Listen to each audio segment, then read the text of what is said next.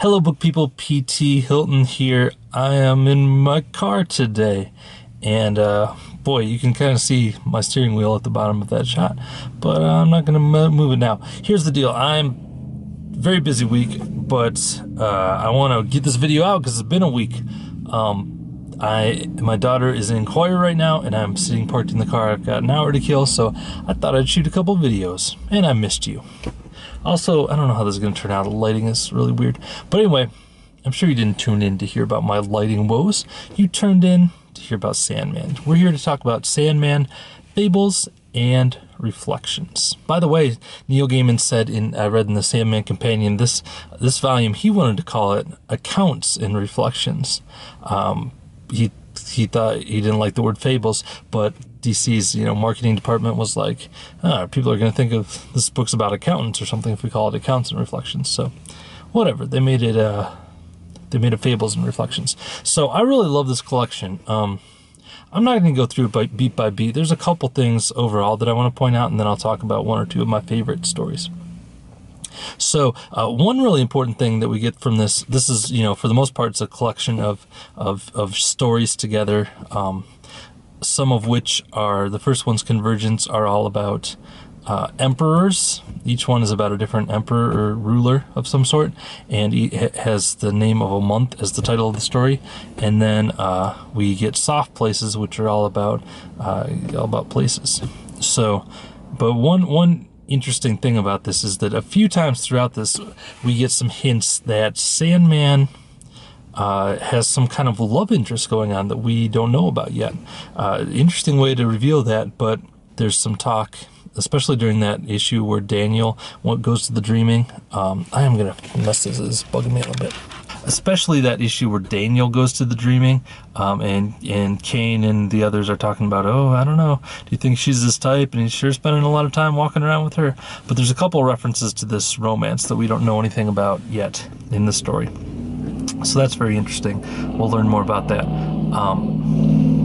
Another thing that's interesting, that's kind of a motif, and I honestly don't even know what this means, but on this reread, I haven't noticed it till this read, so I'm going to pay attention and see if this somehow pays off or just my imagination.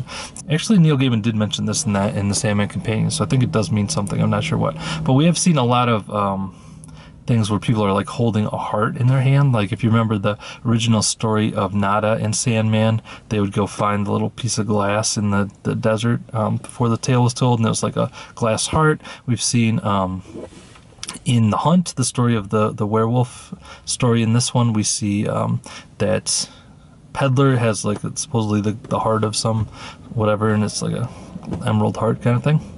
And also in Song of Orpheus, we have the Furies rip out Orpheus's heart and are holding it up in a similar manner. So it's kind of interesting. I honestly have no idea what that means. Let's talk, though, about the actual stories. Three I'll talk about really quick.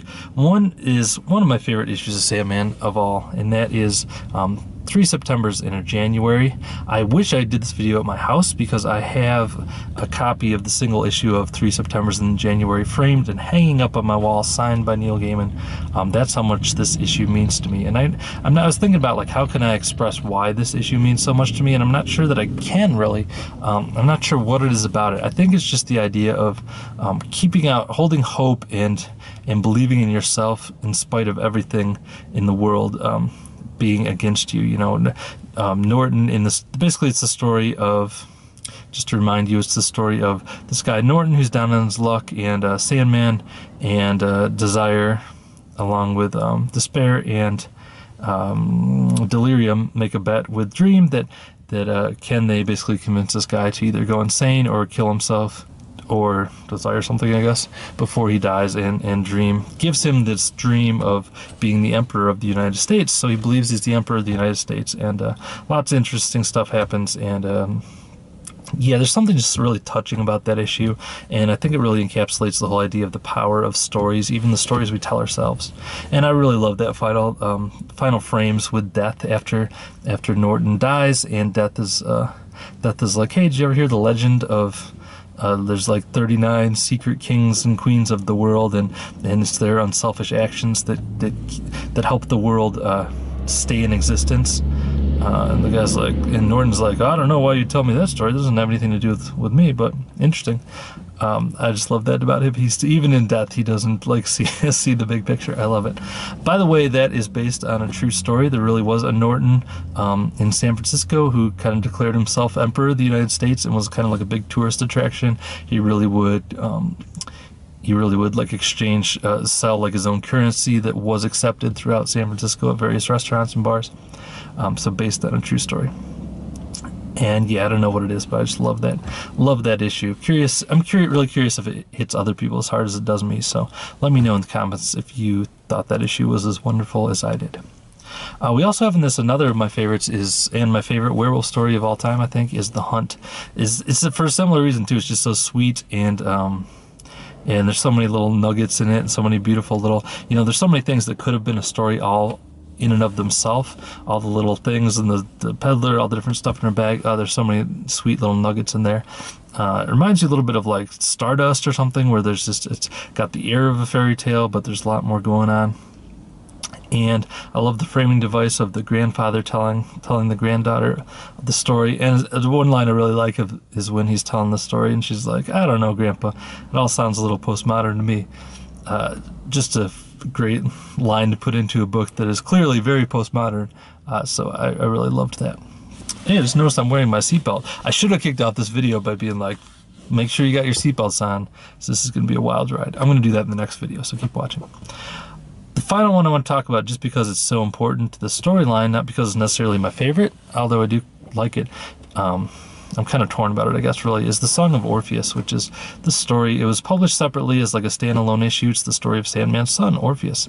Neil Gaiman said originally his idea was that he was going to do like basically a bunch of kind of like short stories that were like a play on the real Greek legend of Orpheus, but he realized that most modern readers don't even know what that legend, and I don't think I knew that legend before reading this. So he decided he was just going to retell that story. So that's what he did here. Definitely interesting, and I'm not sure when this came out, like after what number it came out.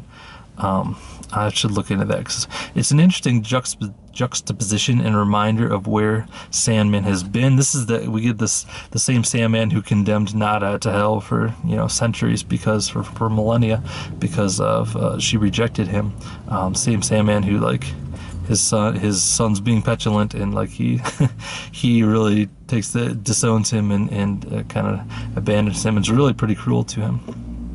So there you go. That's Fables and Reflections. I think that's all I really wanted to say about it. There's other stories that I liked in it too. Oh, Ramadan. I'm not going to talk about Ramadan really very much.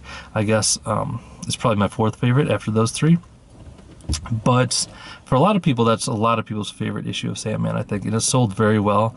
The Sandman came out at a time when superhero comics just dominated the scene, and I mean, they still do. But Sandman was very much like a fringe comic, and this issue was the highest selling issue, the Ramadan issue, and it sold like 250,000, which is a lot. The highest, I looked at this, and the highest selling issue in August of 2015, which is the most recent month that they've reported numbers for so far, that was Secret Wars number something, which is, a huge superhero crossover event, and that sold 210,000. So overall, comic books used to sell a lot more numbers in the 90s than they do today, but still was interesting to know that this kind of, at the time, fringy comic book of Sandman, this one issue sold more than the highest selling comic book sales today. That's going to do it for me. Fables and Reflections, one of my favorite collections. I really love the short stories in Sandman. They're kind of my favorite.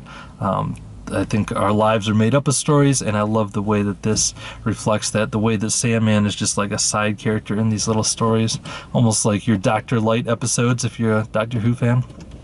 So I really enjoyed it. Next week I'm going to be on a family vacation, going to Disney World. Got my mouse ears ready.